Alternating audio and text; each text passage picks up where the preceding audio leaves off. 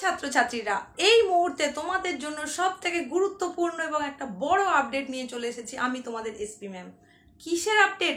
তোমরা যারা 2024-এ মাধ্যমিক পরীক্ষা দিয়ে দিলে, তোমরা অলরেডি জেনে গেছো তোমাদের কিন্তু একাদশ শ্রেণী থেকে অর্থাৎ ক্লাস 11 থেকে সেমিস্টার সিস্টেমে পরীক্ষা পদ্ধতি চালু হয়ে যাচ্ছে এবং সেই অনুযায়ী তোমাদের সিলেবাসের বদলও হয়ে যাচ্ছে। আজকে কিছুক্ষণ আগেই মাত্র বোর্ড প্রেসিডেন্টের একটা প্রেস বিজ্ঞপ্তিতে তিনি একদম পরিষ্কারভাবে জানিয়ে দিয়েছেন তোমাদের ঠিক কি আদলে কিভাবে তোমাদের পরীক্ষা পদ্ধতি চালু হবে এবং তোমাদের নতুন সিলেবাস তোমরা কবে নাগাদ পাবে এবং তোমাদের বই সম্পর্কিত ধারণাও কিন্তু তিনি সম্পূর্ণভাবে দিয়ে দিয়েছেন। সেই আপডেটটাই তোমাদের জন্য নিয়ে চলে এসেছি।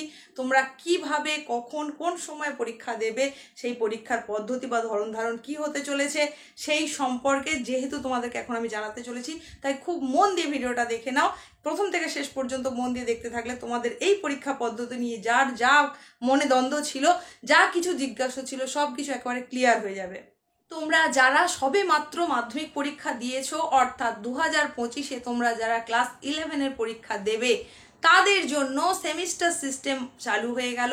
এই সেমিস্টার সিস্টেমটা কি সেটা নিয়ে তোমাদেরকে আগেই আমি বলেছিলাম যে তোমাদের ক্লাস 11-এর জন্য দুটো পরীক্ষা দিতে হবে। এতদিন পর্যন্ত তোমাদেরকে ক্লাস 11-এ একটা পরীক্ষা দিতে হতো, এখন কিন্তু তোমাদের সেই পদ্ধতির বদল ঘটছে। তোমাদেরকে দুটো পরীক্ষা দিতে হবে ক্লাস 11-এ, আবার ক্লাস 12-এ গিয়ে দুটো পরীক্ষা দিতে হবে। এই যে মোট 4টে পরীক্ষা, সেই 4টে পরীক্ষার নামকরণ করা হচ্ছে first semester, second semester, third semester এবং ফোর্থ সেমিস্টার। অর্থাৎ ক্লাস 11-এ তোমরা দেবে ফার্স্ট অ্যান্ড সেকেন্ড সেমিস্টার আর ক্লাস 12-এ গিয়ে দেবে থার্ড অ্যান্ড ফোর্থ সেমিস্টার। 4টে সেমিস্টার প্রথা চালু হলেও তোমাদের কিন্তু এই 4টে সেমিস্টার ওপর উচ্চ মাধ্যমিক পাস বা ফেল নির্ভর করবে এমন কিন্তু নয়। তোমরা ক্লাস 11-এ যে দুটো পরীক্ষা দেবে অর্থাৎ ফার্স্ট অ্যান্ড সেকেন্ড সেমিস্টার, এই দুটোর ওপরেই মূল্যায়ন হবে তোমরা ক্লাস 11 থেকে ক্লাস 12-এ উঠতে পারবে কিনা। আবার ক্লাস 12-এ অর্থাৎ উচ্চ মাধ্যমিক তোমরা যেটা দেবে সেখানে কিন্তু থার্ড আর ফোর্থ সেমিস্টারের ওপর নির্ভর করেই তোমাদের মূল্যায়ন করা হবে।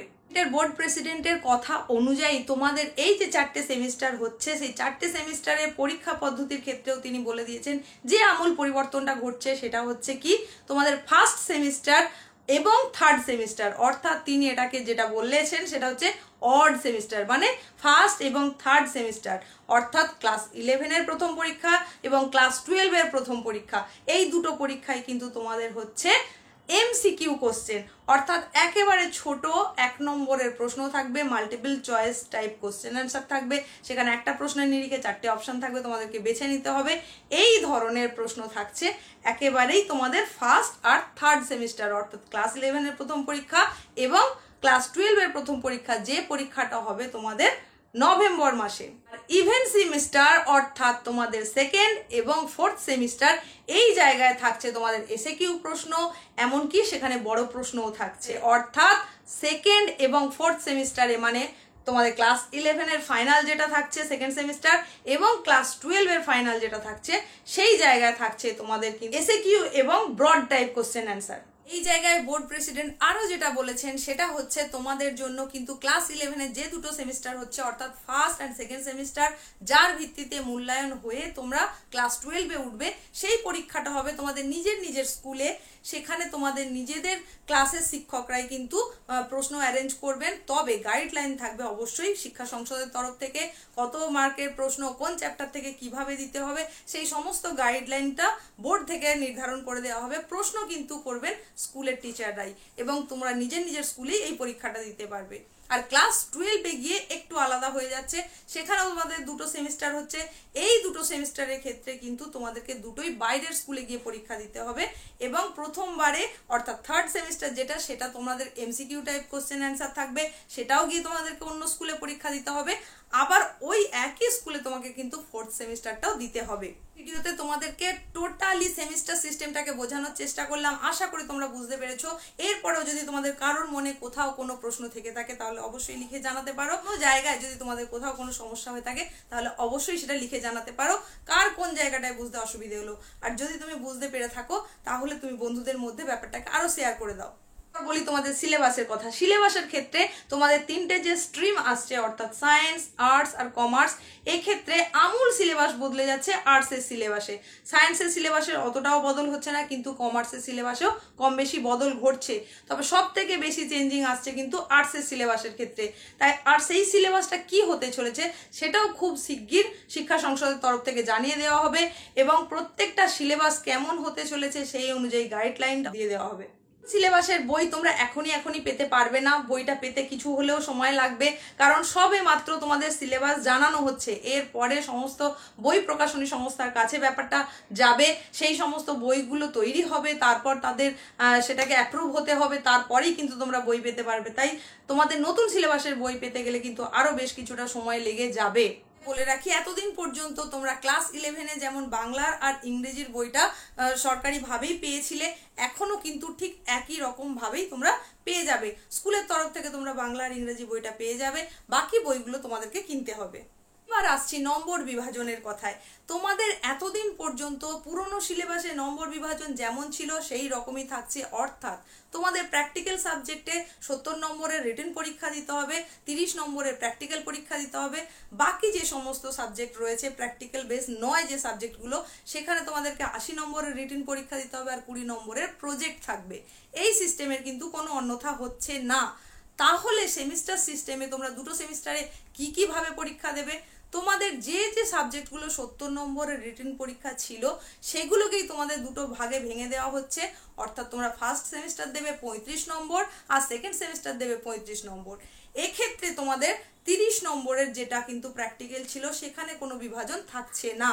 আবার ঠিক তেমনি প্র্যাকটিক্যাল বেস নয় যে সাবজেক্টগুলো, সেখানে তোমাদেরকে 80 নম্বরের যে পরীক্ষাটা দিতে হচ্ছিল এতদিন পর্যন্ত, সেখানেও তোমাদেরকে ফার্স্ট সেমিস্টারে 40 নম্বর এবং সেকেন্ড সেমিস্টারে 40 নম্বরের পরীক্ষা দিতে হচ্ছে।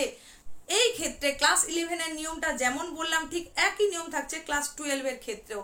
এরপরে আসি তোমাদের পাস মার্কের ক্ষেত্রে। এতদিন পর্যন্ত তোমাদের 11-12-এর পাস মার্কিং নাম্বার ছিল 30%, এখনো ঠিক সেটাই থাকছে। 30% মার্কসই কিন্তু তোমাকে পেতে হবে, অর্থাৎ 70-এর মধ্যে তুমি যদি 30% মার্কস পেয়ে থাকো ফার্স্ট এবং সেকেন্ড সেমিস্টার মিলিয়ে, এবং উচ্চ মাধ্যমিকে গিয়ে থার্ড এবং ফোর্থ সেমিস্টার মিলিয়ে তুমি যদি 30% ইন্ডিভিজুয়াল নাম্বার পাও, অর্থাৎ থিওরিতেও তোমাকে 30% পেতে হবে, তার সঙ্গে সঙ্গে প্র্যাকটিক্যালেও 30% পেতে হবে। এমনকি প্র্যাকটিক্যাল বেস নয় যে সাবজেক্টগুলো সেখানেও তোমাকে 80-র মধ্যে 30% মার্কস, এবং 20 যে সমস্ত প্রজেক্টের নাম্বার সেখানেও 30% মার্কস পেলে তবেই কিন্তু তুমি কৃতকার্য হয়েছো বা পাশ করেছো বলে ধরে নেওয়া হবে।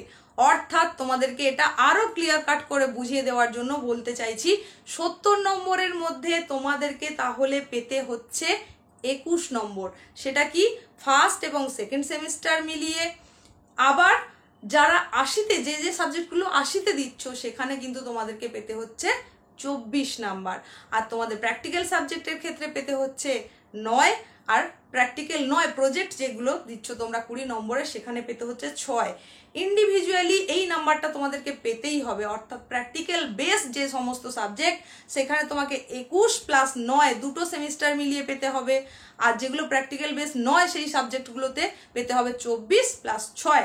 ইন্ডিভিজুয়ালি কিন্তু এই নাম্বারটা পেতে হবে দুটো করে সেমিস্টার মিলিয়ে, তবেই তুমি কৃতকার্য হতে পারবে। আর ক্লাস 11 দুটো সেমিস্টার এবং ক্লাস 12 দুটো সেমিস্টার মানে এই 4টে সেমিস্টার মিলিয়ে উচ্চ মাধ্যমিক এমন কিন্তু নয়। ফার্স্ট এবং সেকেন্ড সেমিস্টার মিলিয়ে তুমি তোমার নির্ধারিত নাম্বারটা পেতে পারলে তবেই ক্লাস 12-এ উঠতে পারবে। ক্লাস 12-এও তোমাকে সেম ওইভাবেই নাম্বারটা পেতে হবে, আর তারপরে তুমি কৃতকার্য কি অকৃতকার্য সেটা ঘোষিত হতে পারবে। এই ছিল তোমাদের জন্য আজকের বিশেষ বিজ্ঞপ্তি। তোমরা এই নোটিফিকেশনটা পেতে চাইলে WBCHSC ওয়েবসাইটে গিয়ে, অর্থাৎ শিক্ষা সংসদের ওয়েবসাইটে গিয়ে নোটিফিকেশনটা দেখে নিতে পারো। খুব শিগগির তোমাদের জন্য নতুন সিলেবাস আপলোড হতে চলেছে, সেই ভিডিওটা নিয়েও কিন্তু আমি খুব তাড়াতাড়ি তোমাদের কাছে চলে আসছি। যদি এই ভিডিওটা যদি সম্পূর্ণভাবে বুঝে থাকো তাহলে অবশ্যই বন্ধুদের মধ্যে শেয়ার করে দাও, লাইক করো, আর এরপরে যদি কিছু জানার থাকে তাহলে কমেন্ট বক্সে অবশ্যই লিখে জানাও। ভিডিওটা আর বাড়াচ্ছি না, এখানেই শেষ করলাম।